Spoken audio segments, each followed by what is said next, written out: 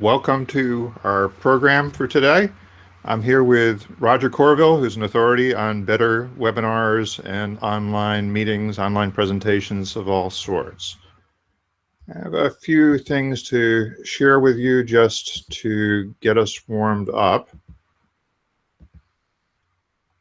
So this is a Toastmasters District 47 webinar. Welcome.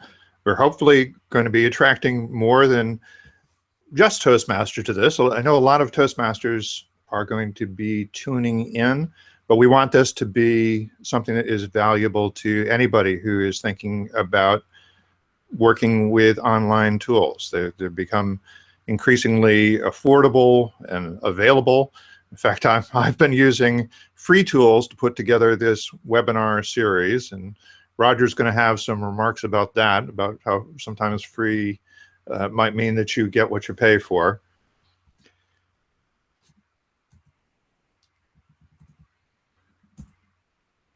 We encourage you to join the conversation as we go along. If you are watching on the website, you will see the YouTube, Google chat right below the video screen, and you can post questions as we go along. There's also a Facebook chat at the bottom of that page. And if you are watching live on YouTube, you will also see the chat window where you can post questions as we go along. So it's going to make it a lot more interesting if we have questions coming in from the audience. This is part of a webinar series organized by Toastmasters District 47, which is South Florida and the Bahamas. Our last program was Taking Public Speaking Online, Secrets of the Geeks on Tour. Sort of on the same principle, but this was really a story of a small business taking advantage of the same free tool that we're using right now, YouTube Live, to put on a weekly live show, essentially a little TV show that they use to promote their business, which is teaching technology for travelers. We also did a program with Donald Kelly, who is our area champion for public speaking. We got a very generous grant from PwC Digital to start this program with Donald Kelly's session, and we are looking for sponsors for keeping this series going. If you're not in Toastmasters, we'll try not to make it too much of a commercial, but it is something that both Roger and I think is worthwhile, and you can find out more about Toastmasters as an organization and look up clubs in your area that you can join through toastmasters.org. There is also an online presenters club, which I am involved in starting because I am personally interested in this topic, which is a place where you can get practice developing these skills. So that's op.toastmos.org. Briefly introduce Roger. He has been in the conferencing and webinar industry since '99. He's a professional speaker, part of the National Speakers Association, author of multiple books on webinars, and he is Chief Content Officer at Event Builder. And the website is eventbuilder.rocks instead of .com because they are too cool for .com. That's a 17-person virtual event and production training company. So I'm going to invite Roger to come in and really take this over and tell us how he got to be such a fabulous world-renowned authority on speaking and presenting online. And my question is, can I be one too?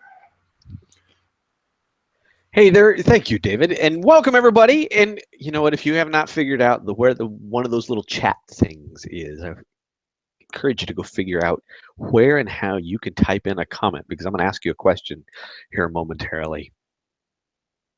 David, to answer your question before I just share just a brief little bit of presentation stuff, you know, I figured out when I started in 1999, one of the things that I thought was interesting, because that was back in the .com, .bomb days of technology, and I figured out that really this was about communication and connection, not technology, which was very different. And I just found it very interesting, and I started studying with a passion, what does the medium do to how we connect and communicate? Back then, of course, we had no video. And so it was a lot of talking over PowerPoint slides, which of course you still see rather a lot of in today's webinars. But today, I'll just share with you kind of a few ideas. If getting rolling right now is an appropriate thing to do, I'm going to share an idea with you or two, and I want to kick it off actually by asking each of you a question. So if you have not found that little chat box in Google Hangouts, YouTube, or Facebook, I encourage you to go find that, because I'm going to ask you a question starting with fact or crap. Here's what I want you to think about. This, by the way, if you've never seen this is actually a board game. Fact or crap is actually a board game. And so this is kind of what it looks like, what the top of the box looks like. So here's my question for you. I'm curious to know, kind of game show style, in a 1,200 person study done by this ugly dude on camera right in front of you, video conferencing attendees' #1 complaint about video conferencing leaders was. So people sitting in your audience, when someone's on camera, somebody's sitting in the audience, their #1 complaint about video conferencing leaders was, out of a whole bunch of different choices, the question is, was that distracting mannerisms or gestures? Fact or crap? Find that little chat box wherever that happens to work for you, and just type in fact or crap or whatever you want to put in there, and we'll come back to that here in a moment, because here's my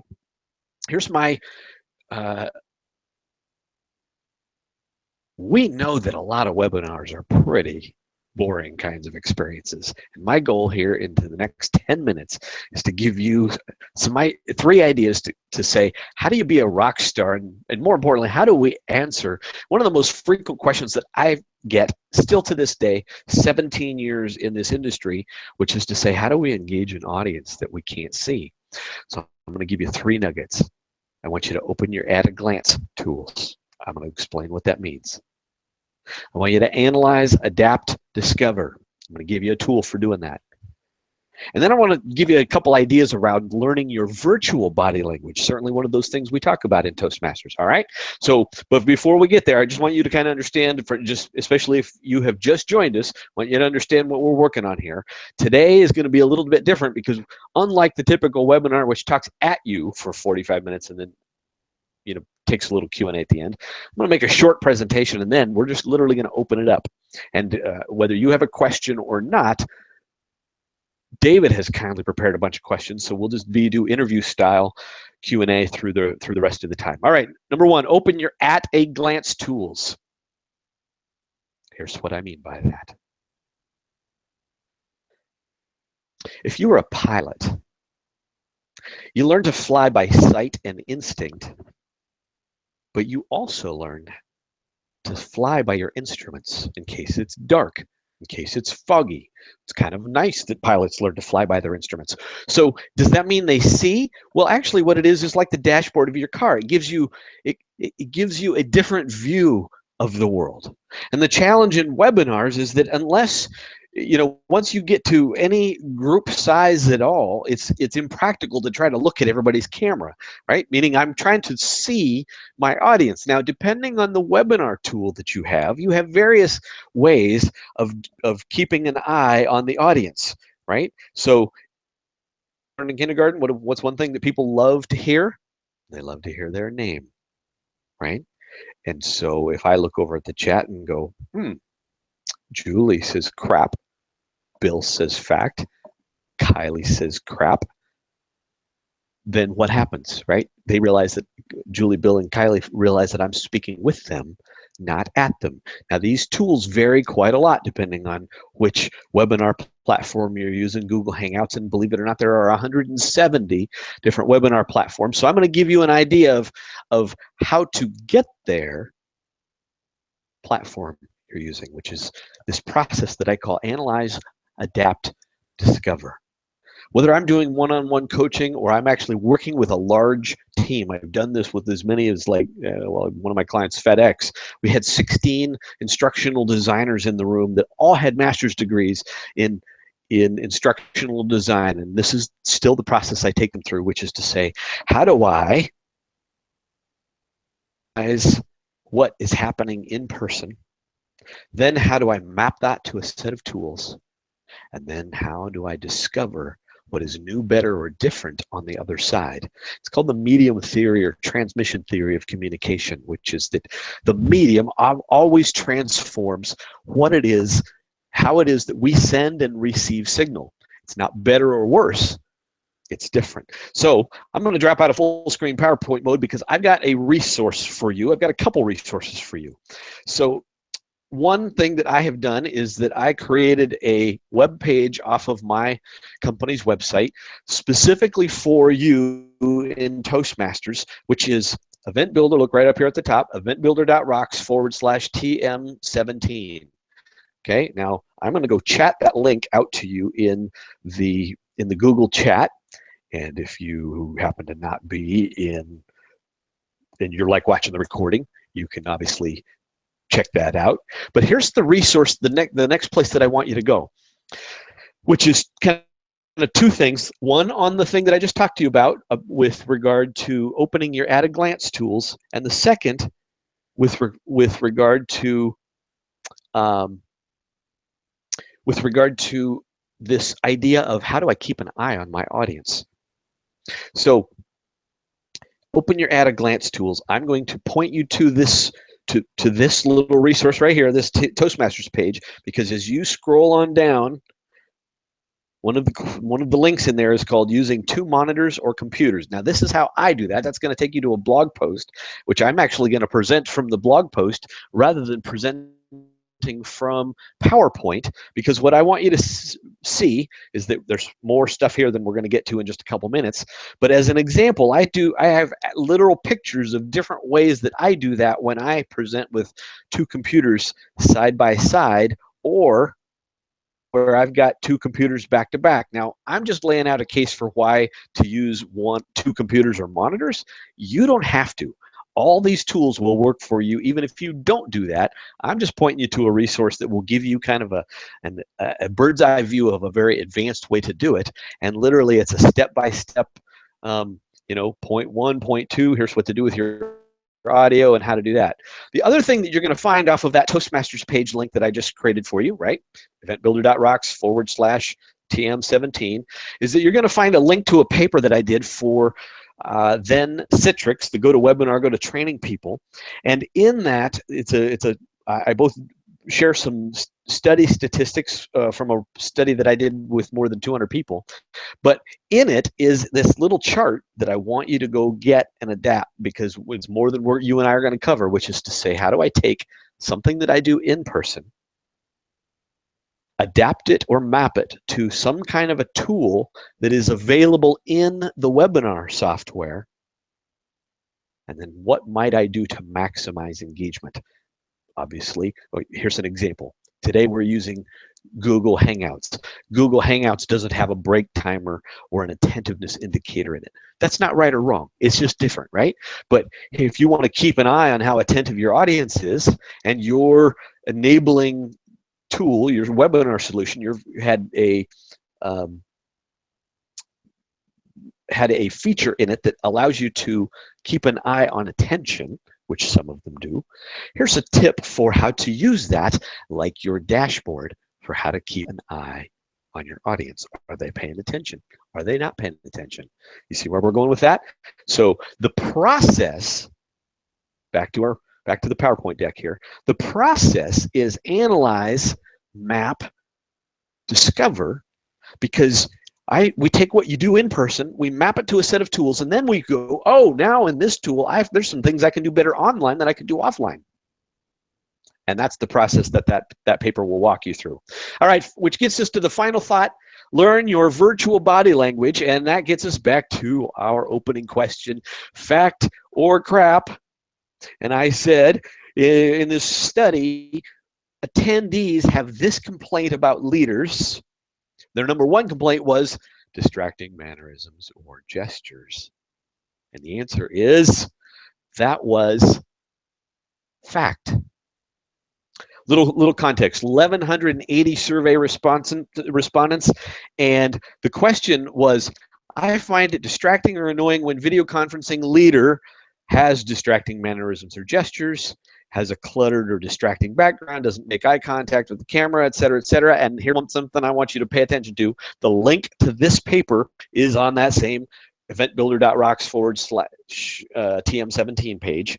But this was a 7-point Likert scale, meaning the midpoint in a 7-point Likert scale, which is a way of assessing feedback, is the midpoint is 3.5. So what you don't want to do is look at these results and go, hey, video conferencing leaders attendees don't really care if presenters act as if they are unaware, because believe it or not, there are plenty of people that do want you to be aware that they're in the audience. Okay, so the other thing that I did in that particular study is I said, hey, when using video conferencing, so this kind of set, here's what attendees think, and here's what people think they're doing when they're actually leading a virtual presentation or being on camera, and they still work to create good content. They pay attention to lighting.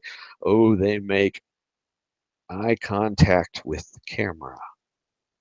Do you think that is anything like body language in a virtual context? So I'm going to give you an example. I'm going to drop out of full PowerPoint mode, and I'm going to take off that and stop sharing my screen so that I can camera. There we go. All right, look at the camera. And here's what I want you to notice. One of the problems when we tend to use webinar software is that looking at the camera, which is at kind of the top side of my laptop, right, looks weird or different if I'm looking down here, right, down at my slides or down at the chat or something like that. So the problem is that because we're in this new environment, it's uncomfortable to look at the camera because that's not looking at the other person, right? When I look at the camera, I'm not looking at David, right? See the difference? And so here's what I found in that study, which is not everybody expects you to look at the camera all of the time, but if you think about where you're really going to land a point, maybe that's in your opening, it's in your closing, or it's a really key point that you're making, you want to make eye contact with the camera. Why? Because that's how your audience is going to think they're looking at you. Here's another part of your virtual body language, which is I want you to hold up your hands and kind of go back and forth and see yourself on camera and go, that's the field of vision that my camera has with me at this distance, right? So if I'm going to make a gesture, is that inside of the camera or is that outside of the camera? A friend of mine who is a reporter for Channel 8 News here in Portland says, oh, yeah, that makes sense. We teach people when they want to show a book online, in an interview, he teaches them to hold up the book right by their face. It's my phone, obviously, which has a lot of books in it. But the point is, that's not natural to hold the book up by your face, but that's how they get it on camera, all right? I'm going to go back to sharing you a slide. So what do you see in the upper center portion of this slide? Julie says, I see a cutie. Thank you, Julie. Yeah, see, you see a guy making a gesture, and if you look in the lower right-hand corner of this slide, and what you see is there's a computer that would be displaying the same information, but it's minus that little piece of body language of this cute guy, according to Julie, pointing at the screen, right? Now notice what I did. One, depending on which webinar platform you use, you can direct attention visually, which is kind of like your verbal body language or your visual body language, because I can draw on the screen or use an arrow to point, meaning I can direct attention where I want attention to go. Is different. There's something that is a discovery, something new, better, or different. I could do that, of course, using a laser pointer in an in-person sense. But I also want you to think about one other thing that I just did. In fact, if you were to go back and listen to the recording, you would notice that I both asked a question that directed your attention, and I gave you a verbal command saying, look at the lower right-hand corner of this slide. In the world of neuro-linguistic programming, we know that questions, which are interrogatives, or commands, imperatives, are things that send mental signals that get and keep attention. Why is this important in a webinar? Because somebody might not be looking at you, your camera, or your slides. So when you say, hey, go over, look up here, or go over there, or what do you see in the upper center part of this slide? Well, what I see in the upper, if I don't say, look at the guy's hand pointing right there, if I asked a question and say, what do you see in the upper center portion of the slide? What's this guy doing? Even if somebody's not watching your presentation, what are they probably going to do? They're going to go look, which is a pretty cool little tactic with regard to how to direct attention. I call that part of that virtual body language. So in my office, one of the things that I love is there's this sign up in my office building that says you can't make footprints in the sands of time if you're sitting on your butt. And who wants to make butt prints in the sands of time? Well, that's why we're all part of Toastmasters, right? Because we are committed to saying, how am I better tomorrow than I was yesterday? We start with this premise that most webinars kind of suck. They really do. And part of the reason is because we tend to eliminate some of the better parts of communicating, and we accentuate some of the lesser exciting parts like talking over PowerPoint.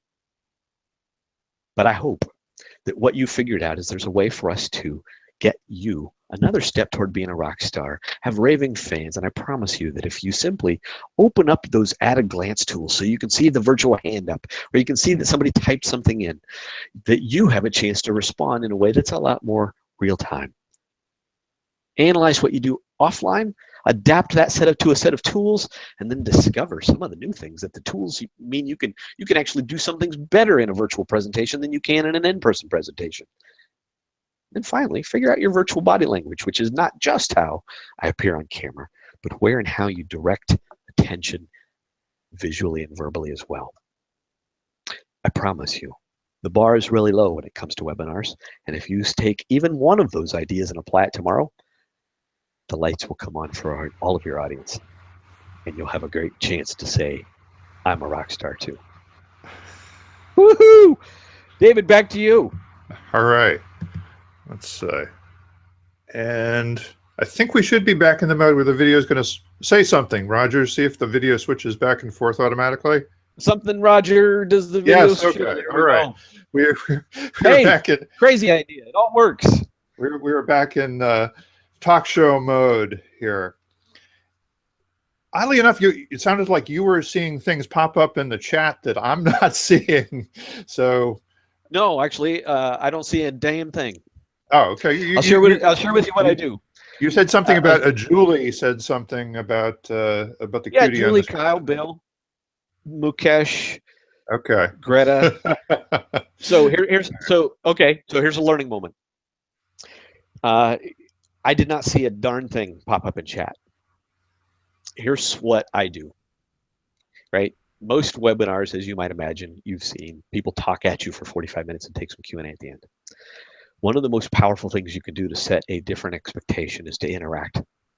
The very first thing you do. I'm a big fan of that. The second is call on people by name, right? Because even if I say, something to Julie when she types something in, everybody else in the conference room recognizes that I'm a real person having a real dialogue with real people.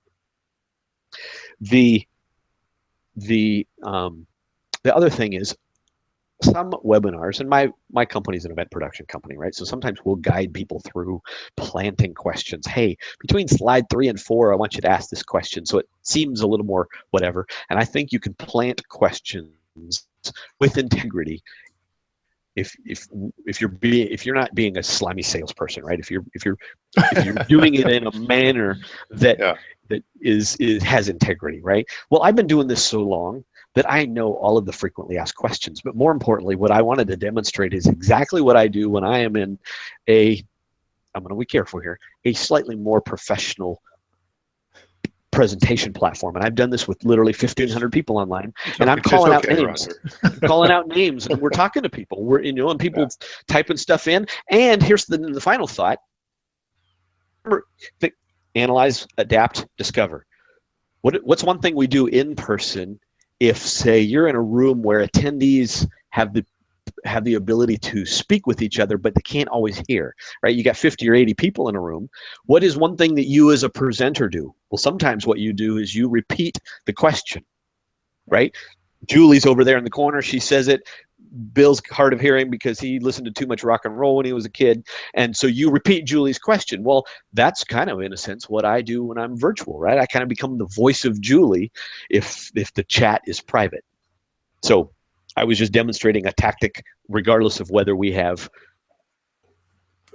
nobody or 500 Right. people online. Well, I'm familiar with it too. So what I'm doing here is the zero budget, flying by the seat of my pants approach to putting something on the internet. And I do think it is cool that I can do this for no dollars. I can get some practice and maybe graduate to doing things on another platform. But actually, I have done more professional webinar programs where there is a producer assigned and everybody gets together and does a rehearsal before the actual event. And usually part of that process is coming up with some seed questions. So if we're not actually getting questions from the audience, here are some things that the moderator can say that they got from the audience. It will make it look like we're getting real interaction, and then hopefully it encourages people to actually type something in the question box. And people who are watching live online should be taking the hint that now would be a good time to post something in one of those chat boxes. So just for those who are just starting to think about it, what are some of the opportunities that are available online? So there's webinar is kind of this rubber term. Sometimes we hear webcast too. I guess maybe webcast is more broadcasting a live event like the Victoria's Secret fashion show, which we're not very close to at the moment. But and we think of webinar as being this boilerplate marketing 45 minutes of lecture followed by a little bit of Q&A. So, but tell us about some of the variety of online programming that you see and things that people might want to explore, think more broadly about. Yeah. Well, just use those two terms, for example, and you're exactly right, David, which is that the word webinar has become meaningless, right? People use webinar, webcast, all that very interchangeably. Here's what I like to start with, which is to say, what is, back to my start in person, analyze what we do in person. You're going to hear this as a repeated theme if you ever talk to me.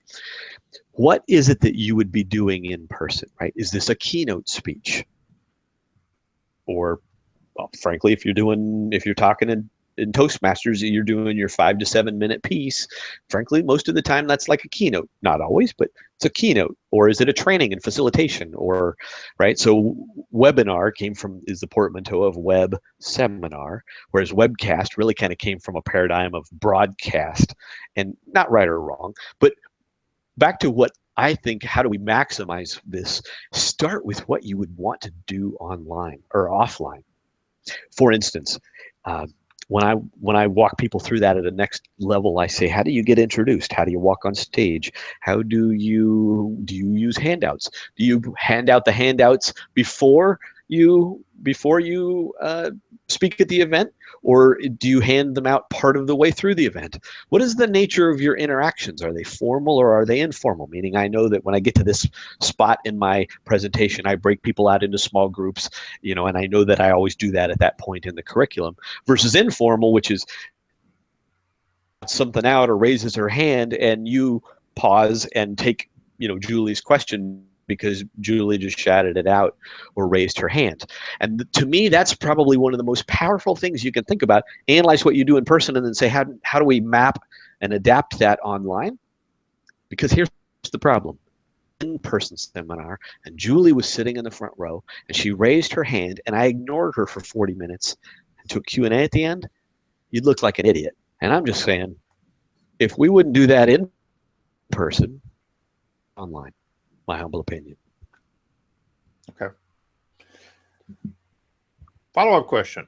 So a bunch of the people listening in are Toastmasters, or they're people who have some professional training experience, professional speaking experience or background.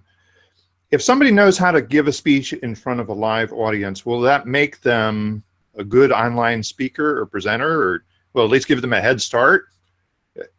Some of this translates, right? Well, absolutely. Absolutely. Well, first of all, where do you even start in Toastmasters, right? I start with an icebreaker, and then I learn things about like how to structure a presentation. Well, the structure of good communication is true online or off, right? How do I open? How do I get through my points? How do I close? And I think one of the things that I think it's useful to then think about is in that process of adaptation, back to that little process in the paper there as a resource.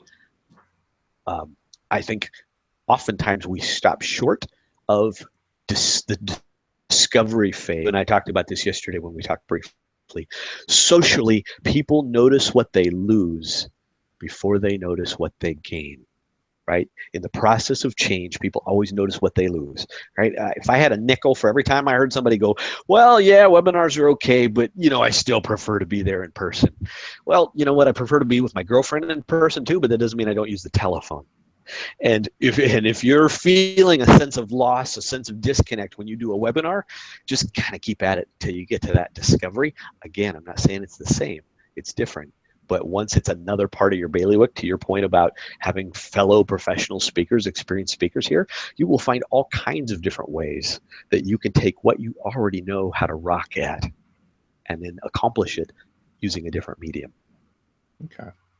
We have a few questions coming in. Some of them are about technical stuff that I don't necessarily want to get into in the concert. We'll try and maybe send out some hints afterwards. But my friends from the Geeks on Tour posted, what I like about in-person is that people can see me and can see my slides at the same time.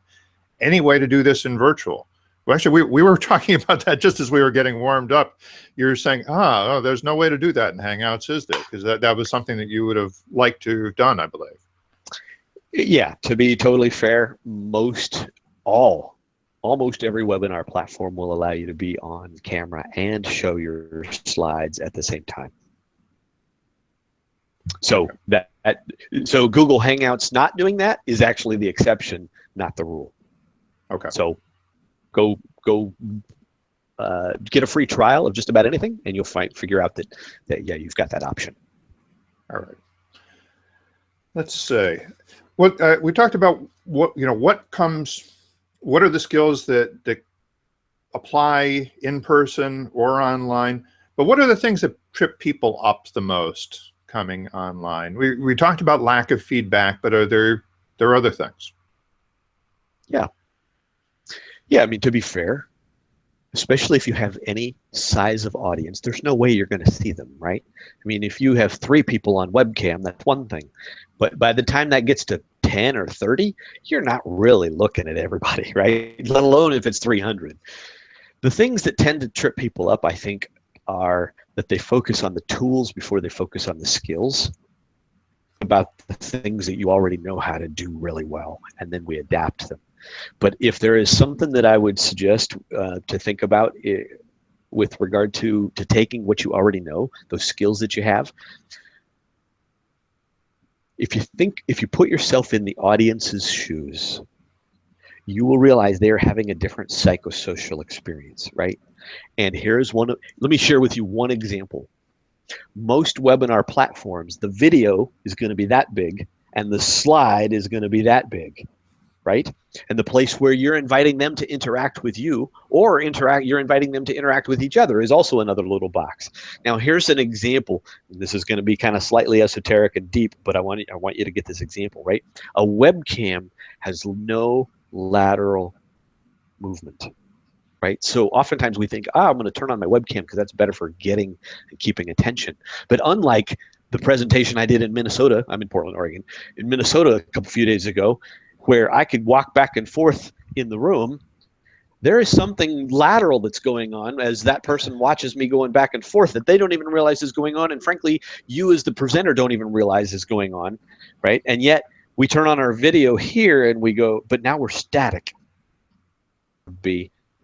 one example would be how the importance of your slides change if you happen to use slides as a prompt, as part of how you support your message. And example, I think it's useful to go, if we know that from cognitive science that change gets attention, it's actually useful to use more slides and keep them changing more frequently, and actually use that as part of the process of getting and keeping attention, rather than relying on simply being on video only. Right.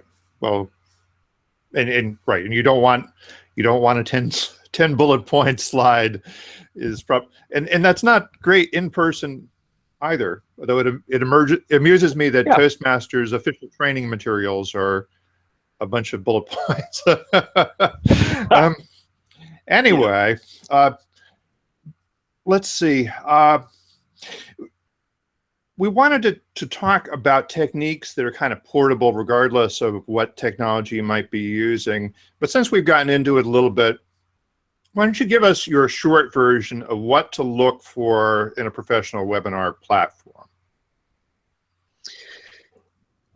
Since I speak professionally full-time, one frequent question that I get, besides the how do I engage an audience that I can't see, one frequent question is, what's the best webinar platform? What's your favorite one? And I say, I am getting paid to use. So here, it's a great question, but think about it. It's kind of like saying, hey, what's the best car? And really, somebody wouldn't be your friend if they didn't say, well, are we hauling gravel or are we hauling children? Because technically you could do both. You could haul children or gravel in a pickup or a minivan, but arguably the elegance of one emerges relative to the other one. Here's what I would do. If you know what you want to do, right? You're a keynoter or you're a hardcore trainer or whatever that modality is, back to that analyze, map, adapt, discover, that is literally what I walk people through. And here is the branch. One is I want to understand the requirements that I need to have of a platform, so that I can then go find a platform that has the features that enable me to do that online. Example being like a breakout room, right? If you're a trainer or facilitator, a very frequent modality, communication modality as a trainer is a breakout group, right? Hey, everybody go turn to the people at your table, work on this for 3 minutes, and then we're going to come back and talk about it as a group. But you don't see that in public marketing webinars, but that technology actually exists in several webinar platforms that allow you to break people out from 30 people in one audio video web conference into discrete groups, which could be 6 groups of 5, and each of those is its own discrete group, just like they're sitting at a table, right? So one branch of analyze, map, discover, requirements do I have so that I can then start looking around for a platform that is going to best enable the kinds of things that I want to do. The other branch is I don't get to choose which web conferencing or webinar platform that I'm using.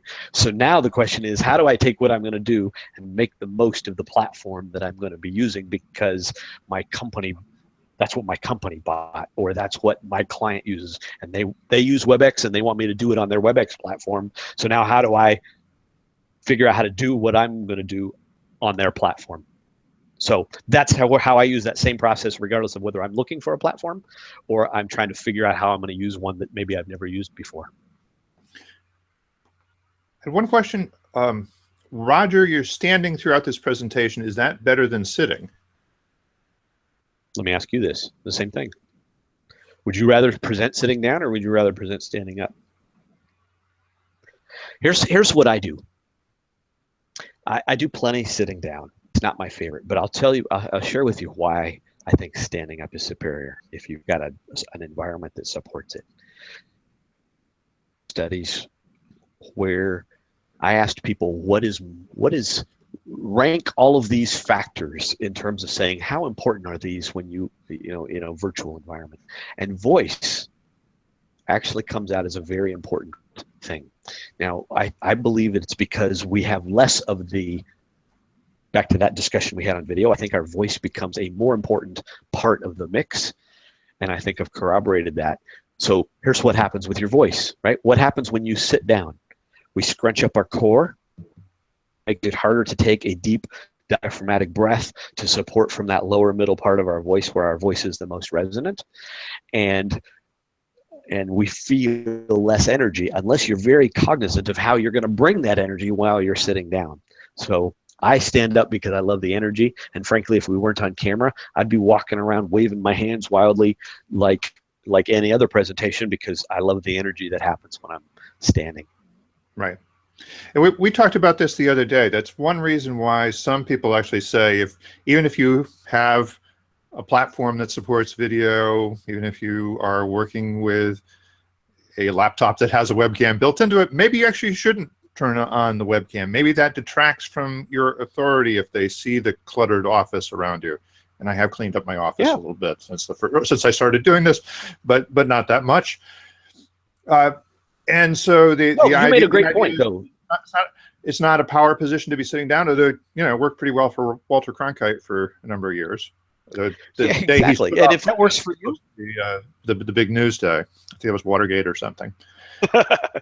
Yeah, if that works for you, hallelujah. The point is be cognizant, right? And we tend to not think that about it cognizantly, and so I just wanted you to bring it to a level of awareness, because whether it's the camera in your laptop, or maybe you decide that you want to plug in an external camera and have it back a few feet from you, because you can do that, right? You can just tell the webinar platform to look for a different camera, and it might change the posture or how you relate to it. And to your point, David made a really good point here, which is what purpose does the camera serve strategically?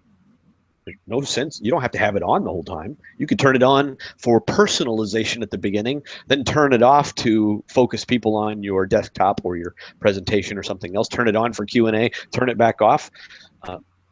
It's not a right or a wrong. You just want to be consciously aware of it, which is different than set it and forget it. Right. Well, one thing I wanted to mention when you made the point about eye contact and picking that point where you want to make really good eye contact, which I'm trying to do right now. It's not so different from in person, because the idea is you try and make eye contact with a few different people around the room. So obviously you're not making eye contact with them all the time, but if you do it right, the effect people get is he was looking right at me when he said that important thing. And so you get their attention. And David's falling apart here, but somebody actually said in the chat, you're exactly what they got out of Toastmasters that translated was that they don't say as well. And I'm not necessarily I'm not necessarily feeling that. In fact, I get, one of the things that I found is difficult is getting rattled, because things just went wrong, and being rattled, and it's if you panic, you make things worse in a hurry. That's a great point. I'm trying to work on relaxing. Yeah, that's a great point, because it's no different than the path to mastery with anything else, right? Some parts of what we do have to go from our conscious thinking into our autonomic response, right? I mean, as a golfer, you know that if you have to go practice your swing and be conscious about it, but at some point at the performance level, you can't be thinking about it, because that'll stiffen you up, right? You have to actually just trust your muscle memory and your brain to do the things that it does. Well, the only way that we get there in this virtual environment is with some form of repetition. Arguably not the 10,000 hours that Malcolm Gladwell might say, because it's not that hard. But here, example, like my point about making eye contact with, or keeping an eye on your audience, right? If you were using a platform that had this little bar over to the right-hand side where it had people's names, and you wanted to call on people by name, right? The in-person equivalent would be a name tag, or I walk around the room and there's this little table tent sitting on the table in front of them, and I learn where I'm going to look so that I can call on David by name. Well, where do I look to call on David by name when I'm in this virtual environment? Well, I have to practice glancing there, like my dashboard. I have to practice glancing there so I can see it, which isn't hard, but it is different. And it doesn't take too many times for you to get to that place where it's kind of autonomic and you know what you're trying to do, because otherwise it does feel weird and stiff and, oh, now what happened? My earbud just fell out. Yeah, it's all right. That's just some repetition. Then you get to be a freak like me, and there's nothing that bothers you because everything that could go wrong ever has gone wrong on a couple of times, time. right? Well, that is one of the things that I hope to accomplish with this online Toastmasters Club that I'm starting. Is it's a matter of sort of exposure. We're vaccinating ourselves against the online experience. So you're not going to when you're giving a webinar or a professional online training, you're not going to do table topics as part of that, most likely. But if you have had that experience, if you've had to deal with the vagaries of an online environment, even though when you get an opportunity to do some professional webinar, you're probably going to be using a completely different technology platform, but maybe you can port over some of the concepts. A few of the things will be the same, and you can draw analogies to the things that are different. So once you've learned one, you should be able to learn another. Yeah, exactly. Let's do this. Let's use table topics as an example of applying, analyze, adapt. And we did invite people who weren't Toastmasters to participate in this, so I should mention. Yeah, that's fair. Table topics. Okay, so let me give you the 50,000-foot flyby of what you do with table topics in a Toastmasters meeting, and it'll totally make sense for everybody. You don't have to be the Grand Master champion to do that. So a table topic in Toastmasters is this moment of extemporaneous speaking, right? Example one possibility is you pull a topic out of a hat, you glance at it, and it says cheese, and you speak for 30 to 90 seconds on cheese, right? Go. And you don't have any time to think about it necessarily, and you speak extemporaneously as a way to practice thinking on the fly. Well, how does that unfold in person? That one example, right? There's different ways for table topics to unfold, but the purpose is this extemporaneous practice with extemporaneous speaking. So in this example, I pulled a piece of paper out of a hat that says cheese, and now I got to speak for 30 to 90 seconds on cheese. Online, maybe that is somebody types it into the little chat, so I don't see it until somebody chats it to me and chats me the word cheese, and I go, cheese. Well, my topic is cheese. There are 3 things that I love about cheese. I love orange cheese, I love white cheese, I love stinky cheese, and what I really want to tell you today is how to make the best cheese fondue ever. Whatever that is, right? Now there's more to it than that, but you see how we take something that we would do in person, we pass the hat, we pull out a piece of paper, and now we can type that into chat, or as an example of going, that's how we might adapt that. So if you're not a Toastmaster, I would encourage you to become one, because that's where the cool people, but there's maybe one example of taking something we would do in person and how to move it online. Okay. I've got a question from Yeseni. Now, see, we're trying to use somebody's name, and if I'm mispronouncing it, I'm sorry, but she asks, how do you make it look less scripted? Every webinar is carefully planned, but how do you help your audience feel comfortable and get them to ask questions by making it seem casual and personal? Well, first, be casual and personal. I mean, seriously, I hate scripts. If somebody's scripting it, imagine this. Where do I always start? What would we do in person? If someone stood up and read a script or sounded scripted in person, what would we think? Right? There's a reason why Toastmasters will teach you that if it sounds scripted, you haven't practiced enough. And that's if you use a script. But here would be the thing. Why be scripted? If you wouldn't script it in person, why would you script it online? How would we be personal? The same way. Be personal. If every webinar you've ever seen sounds scripted and stultified, then all you've seen are crappy webinars. Right? Which is not a fault of the medium, it's a fault of the person using the medium, right? It's kind of like when people say, PowerPoint sucks. No, PowerPoint doesn't suck, you suck. I'm just gonna be brutal, right? So if somebody's making a lousy presentation, doing it online just means you're gonna suck louder, faster, and farther than if you were doing it offline. So your process for how to sound natural is gonna be different maybe than mine. I don't script things, I bullet them. So I know topically how I'm gonna get through things and then practice it so that you can get through it. But if it sounds scripted, I would count that as a great example of bad practice to avoid. Okay. My friend Linda is asking, what can we do to not make it look like we are physically talking down to our audiences, as in like us? We're not looking that's down fair. our noses or forcing them to look up our noses. Yeah, that's fair. So I'm not in my office today, so you're going to see my family room here. But probably part of that would be a very big difference where I was positioned relative to the camera. So if you're looking at the camera, in this case, I'm looking down. So let's say you're using your laptop. How do you position your laptop? Do you put it on a riser? Do you use a separate external camera so that I can make eye contact by looking straight out instead of looking down?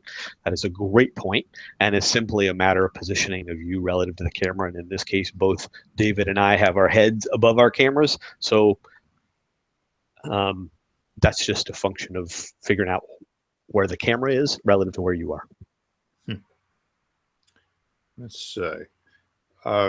Graham mentioned, from a professional radio perspective, think of the audience as being just one person.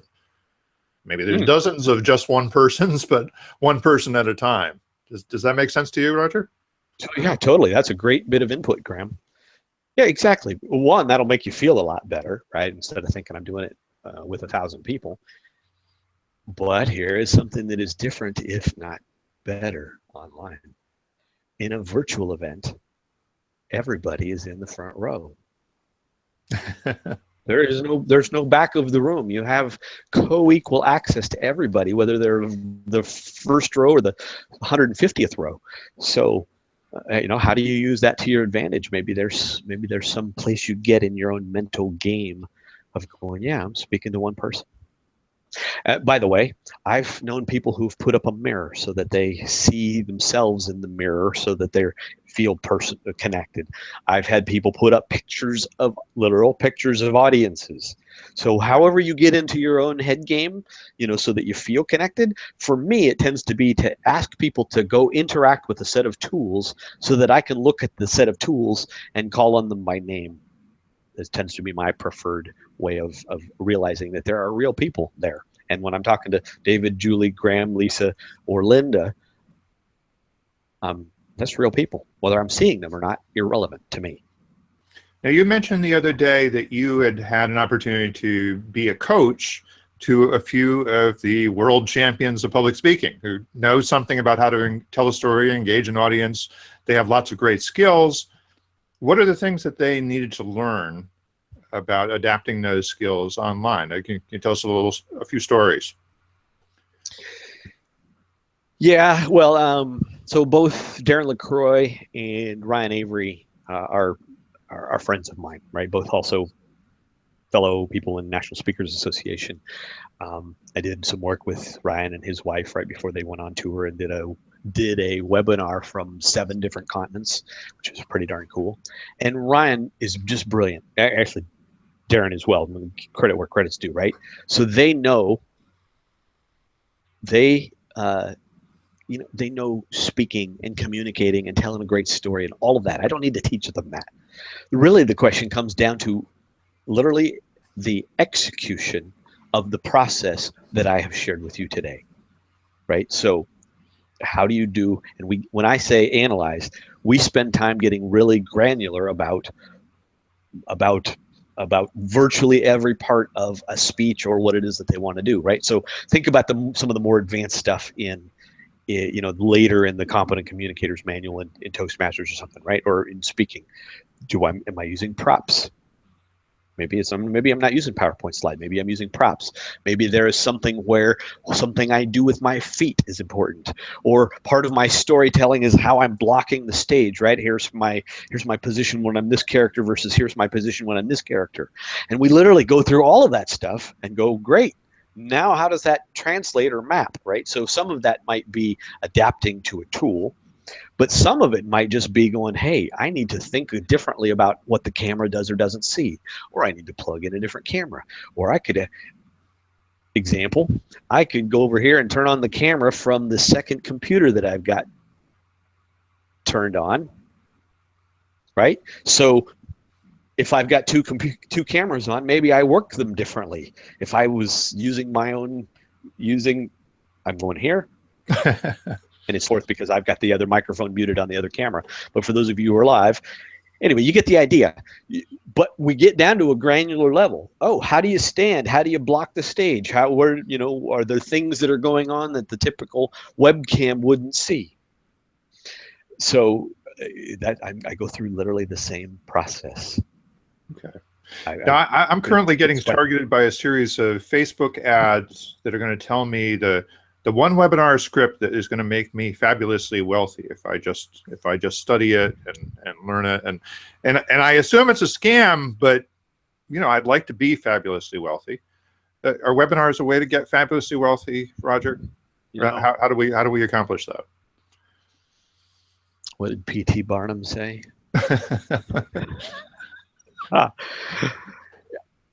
Here is how I respond when people think about that kind of stuff. I wish you luck, but I will say this. If you haven't figured out what problem you solve for whom and what they're willing to pay to solve that problem, changing the medium through which you communicate it isn't going to solve your problem. Right? If I haven't figured out the right audience, the right message, the right offer, and what people are willing to pay me to go help them, teach them how to make $1 million, just doing it in webinars doesn't solve the problem.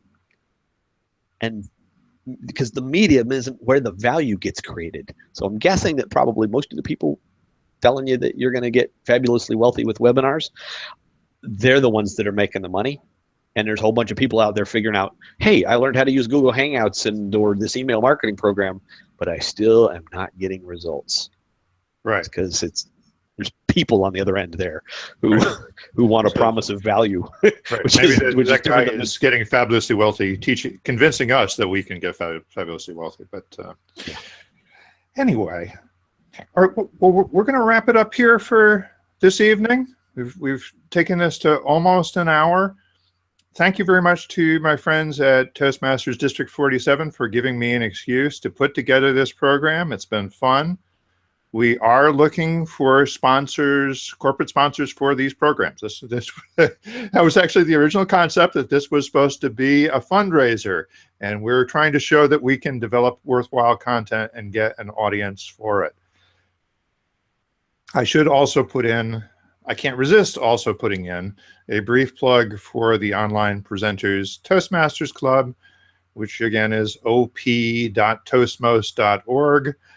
Roger has agreed to stop by at our first meeting in March and give us some further input and feedback. And I'm hoping that everybody who attends will have watched this program in advance and run up our views on YouTube and shared it all over social media and made us all fabulously famous. And please join me in thanking very much Roger for joining us here. Hey, David, thank you for the invite. Thank you to each and every one of you. Seriously, reach out anytime. I'm not going to send you an invoice if you just ask me a question. And I will see you on March 6th at that inaugural event. And we'll talk about more Toastmastery kind of stuff. Today, we kind of tried to go light on that. David, thank you for the honor of having an opportunity to share today. It was fun. All right, and we'll be sending out everybody some links to the replay and to other resources we've discussed during this program. Good night, guys.